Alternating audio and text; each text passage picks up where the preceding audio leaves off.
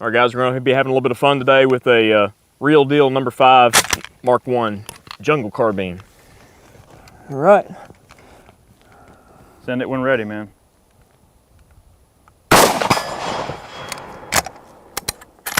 Nice and centered up there at 100.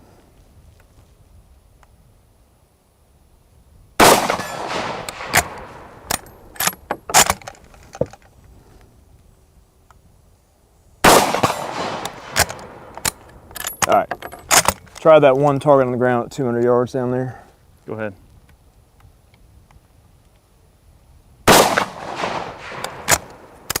Might not be able to see the trace down there. Shoot again.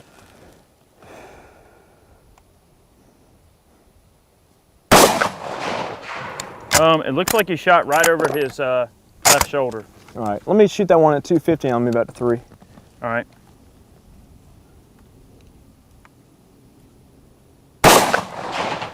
Same spot, just over his left shoulder. Okay.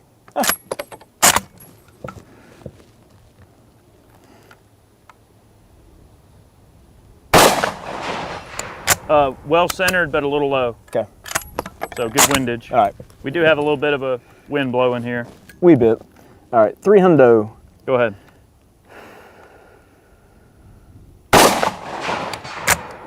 Same spot, low on the plate, Okay. but good windage. All right.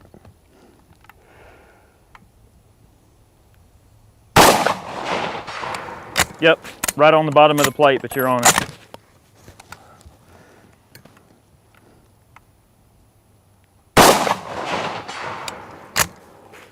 Sucker will get out there.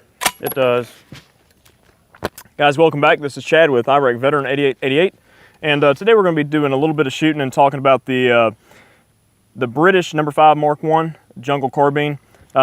This is a carbine version, basically, of a number 4 Mark II service rifle.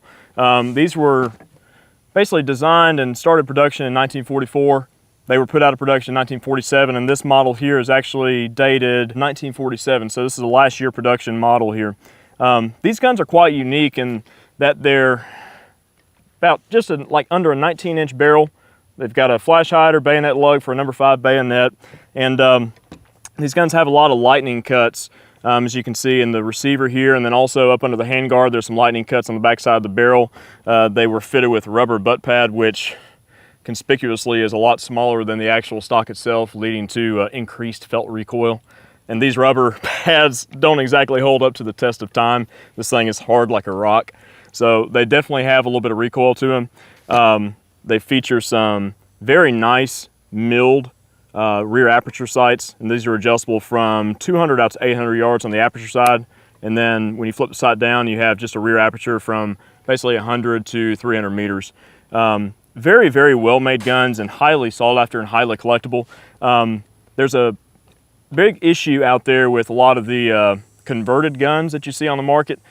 Gibbs, Navy Arms, and a few other companies, they converted over number 4 Mark I's, number 4 Mark II's into a short carbine configuration. And a lot of people will think that they're buying a real number 5 when in fact they are not. And sometimes they get hosed on them because they're misadvertised, whatever the case is.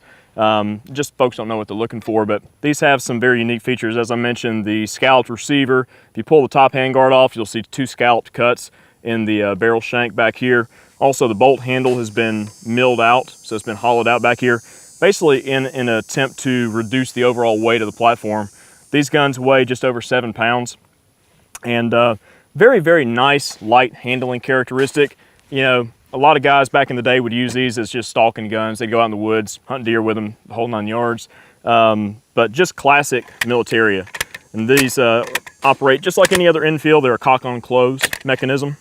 And like most other Enfields, this one does eat a headspace gauge just a little bit. We're shooting some full power ammo, but probably not gonna have any issues today. It's not really that bad, but basically I'm just saving my brass here and I'll neck size this later just to reload with some match grade projectiles. This gun does shoot exceptionally well. And we're just shooting at some steel targets from shoot steel out to 300 yards today with it. Using some 150 grain PPU, but we're gonna take a few more shots, and I do not have any stripper clips today.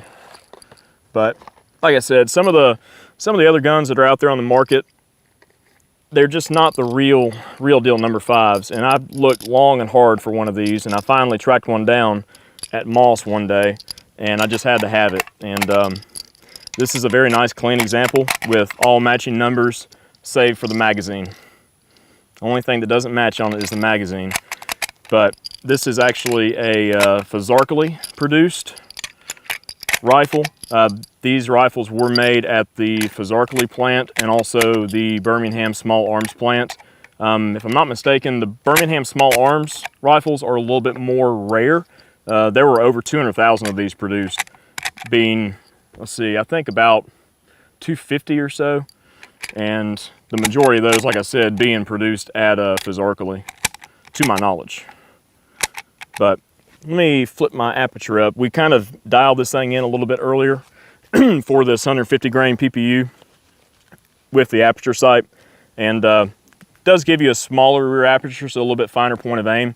So we're going to take some more shots at 300 and just kind of stack them in and see what you can do until my shoulder decides to give out. Shooting this thing from the bench is not exactly pleasant, but let's see what we can do here. And if I pick a point of aim, and as the rifle heats up, if my zero kind of starts to walk around, that's kind of common with these guns. And partially maybe one of the reasons they were phased out, because they're known for having a wandering zero. As the gun heats up, there's some things that kind of flux around in there. It's really not known exactly what the problem is, but the zero can walk around a little bit, and you could be shooting good at 300 yards, 200 yards, whatever the case is, and all of a sudden you're shooting a foot or two to the right or a foot or two to the left, low, high. It's just the craziest thing, but we're just gonna work it and see what happens. All right, got pecans falling on me. All right, you ready, Eric? Yeah, go. All right, 300 yards. And I'm gonna keep the same point of aim as earlier and just see what happens.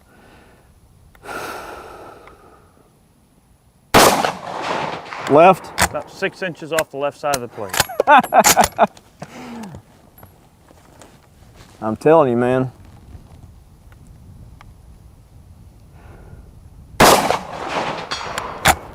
Well centered, a little bit high on the plate. Okay. Perfect windage. That shot went a foot right. Dang it.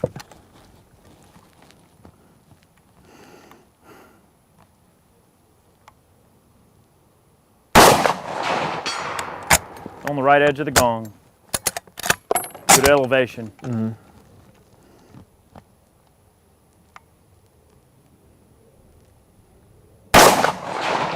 Dead center. All right. Good impact there. That round carries some energy, man. Oh, it does. Looks like that went about a foot high. Crazy stuff.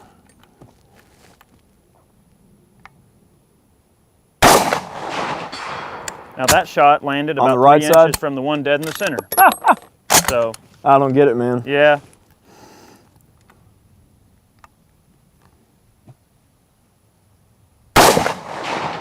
All right, now that triangulation there, between the one that hit in the center and the last two, about an 8-inch group. Okay.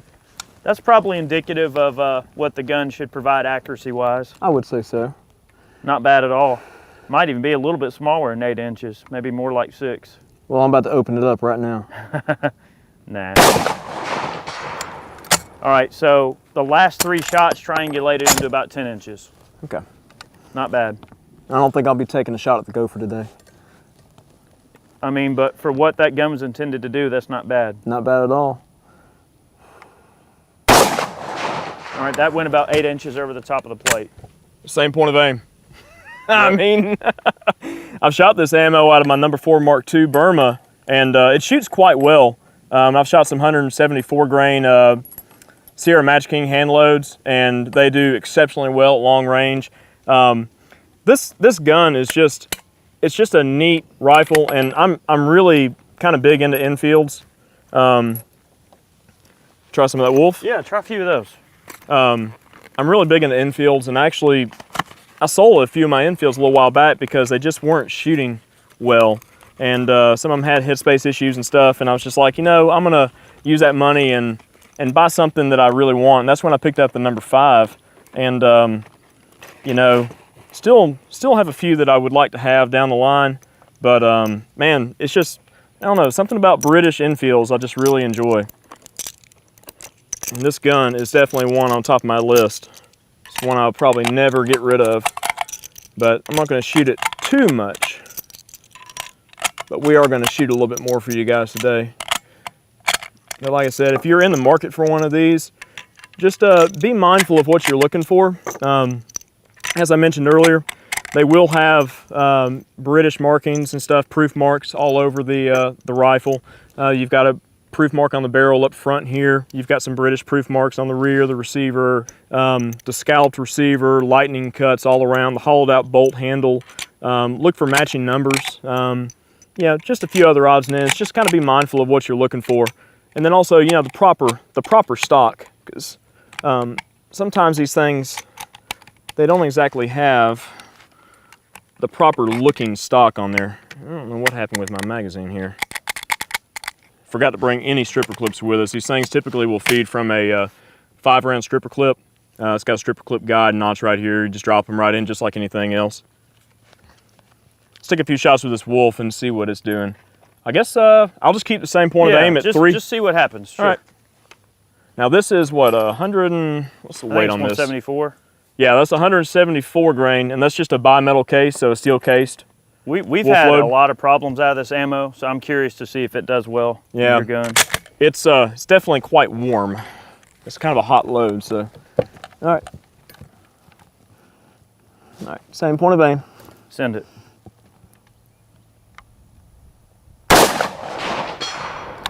Right in the center. Ooh. Ooh.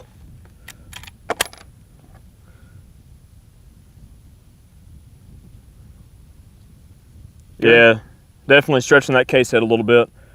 It's one of the things with these Enfields, like I said, the excessive head space, it'll stretch the case head, and sometimes, depending on what you're running and the extent of the head space issue, you can rip cases apart, pull the case head out, have a stuck case down in there. And I think that's what, we had a problem with the Bren a little while back, right? Yeah, we had one come apart in a Brim gun. Yep. All right. Let me see if I can get through this mag and see what happens. Go ahead.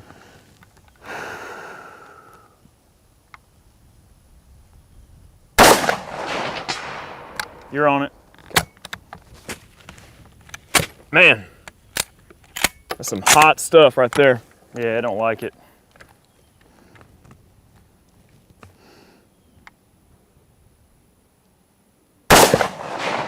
I mean, it appears to be reasonably accurate though. You just shot about a 10-inch group with it. Man, yeah, I don't know. I don't know about that wolf, Steel man. case ain't gonna be a thing, huh? I don't think so. Woo, man. Yeah, no more of that.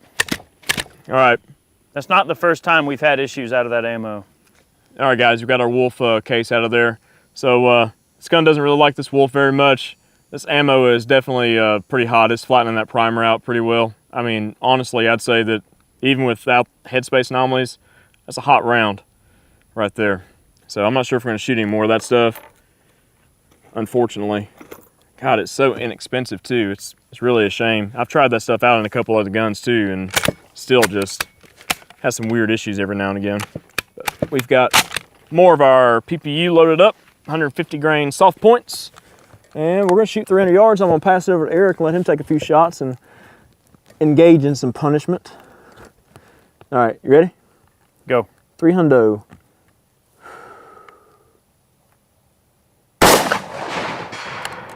Right in there. A little bit on the right edge of the gong, but good elevation. Yep. Yeah, I mean, this ammo here, no excessive pressure signs with the primers or anything like that. Smooth extraction for the most part. I mean, reasonably good accuracy. Reasonably good and excellent priced. Excellent. And you can reload it. Yep. Yeah, keep doing that. It's not bad.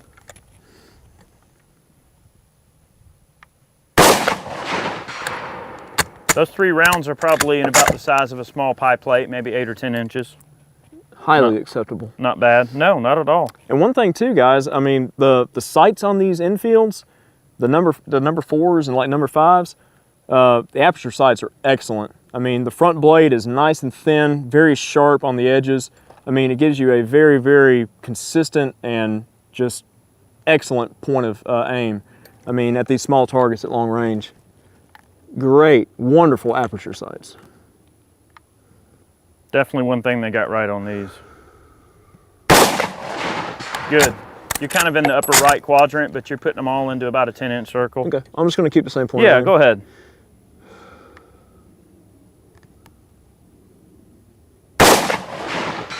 That one was right on the top of the plate. Okay. That opened it up to maybe about 12, 14 inches. Okay. But still not bad.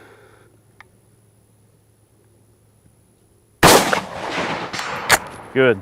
Yeah, I'm kind of holding, I'm actually holding a little bit on the right side. So you said they're hitting to the right? They are, this time? But I mean, I would just stay where you're at. Yeah. Now that was right in the center. I did move over just a little bit. Well, there you go. I'm kind of bullseyeing it right under the 6 o'clock position.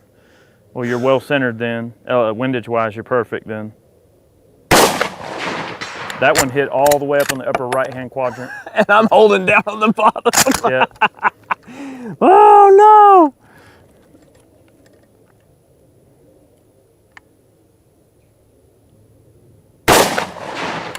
Not bad.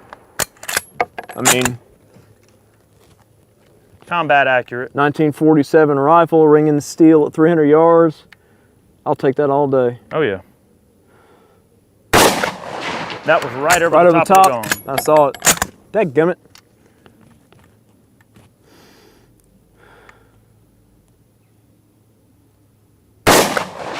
That was under the gong.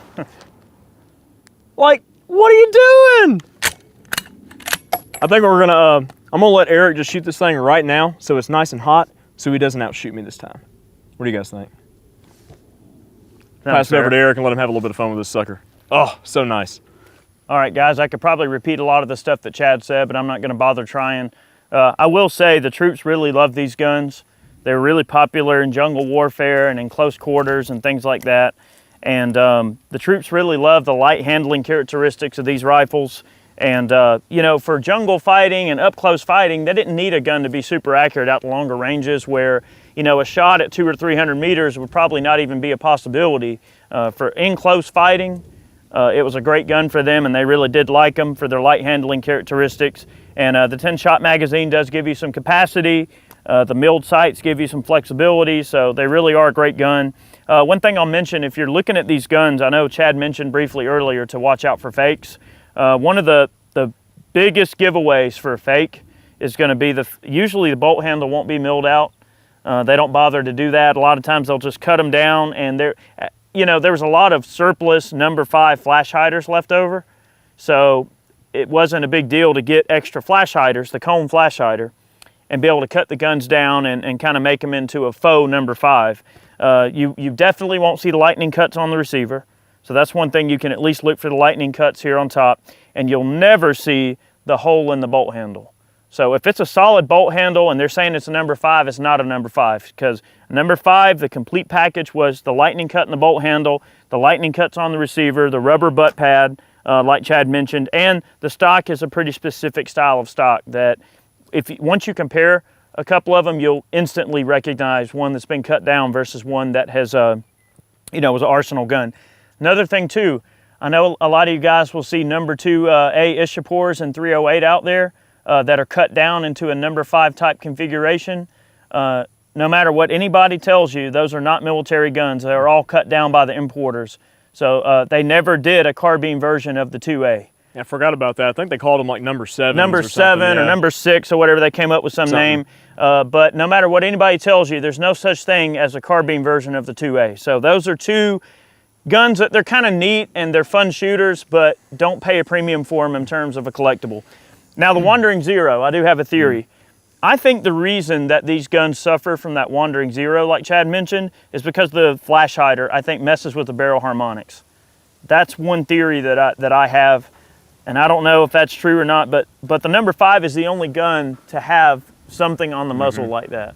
And it's the only Enfield that has that issue. It is. So I think maybe the flash hider possibly could be the cause of that. Now, Chad mentioned headspace earlier. I'm going to engage the safety. These guns use a variety of different bolt heads, and the idea was that as the headspace grew, you would drop in a bigger and bigger bolt head to correct the headspace issue. This gun does have a 0 bolt head in it, which would mean that the barrel is brand new. So as the headspace grew, you would have to find a number 1, a number 2, a number 3, a number 4, and you would add the larger bolt head to make up for the difference in the headspace. Now, unfortunately, whenever a lot of these Enfields were imported, they slapped zeros in them because they knew the headspace was sloppy, and they knew later on they'd be able to sell you those higher marked bolt heads to correct the headspace. Man, those things are so hard to find. So especially the number 2s and 3s are the hardest ones to find. And when you get up into the number 4 headspace, especially since a lot of these guns have sloppy headspace, it's very uncommon to find number 3 and number 4 bolt heads because those are the ones that everybody needs to correct the headspace. So that's just a couple of notes here. And those are Enfield specific things, not necessarily just the number 5, but I thought I'd mention it. Hey, I did forget to mention too, that rear sight is marked out to 800 yards. That's another like outward sign that either your rifle's real or not. If it's got a 1200 meter sight on it, it's not a real number 5. Correct. You know, it's gonna be a faux gun. Correct. So, all right, you gonna go for 3? Yeah, why not? Sender when ready. All right, and I've never really shot this gun, so I'm just gonna kind of go for it. I'm only gonna shoot a few rounds, guys. I just wanted to kind of provide a little bit of my input for what it's worth.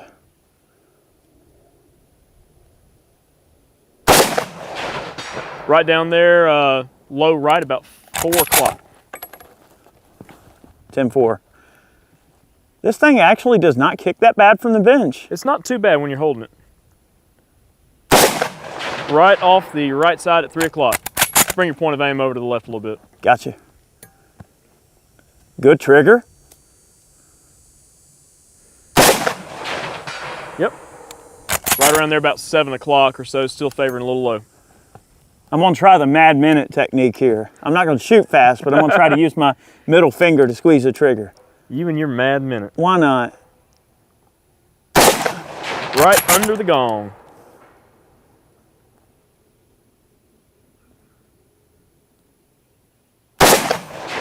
Just low and left. That's where I was aiming. Bring it on up a little bit.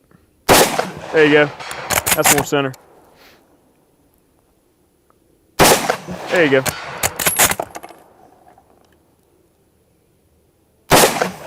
Right under it.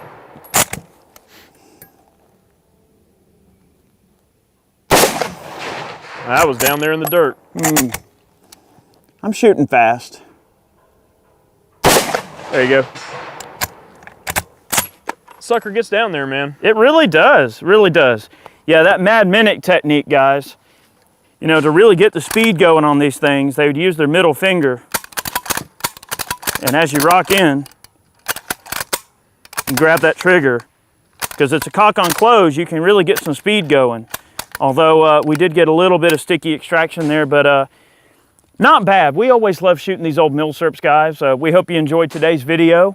The number 5 is a very special rifle, and I feel like if you're only gonna own one Enfield, and let's just say you're not much of an Enfield or a 303 kind of guy, and you only wanna own one, honestly, I feel like this is kind of the one to have, is the number 5. Man, it's got the great sights on it.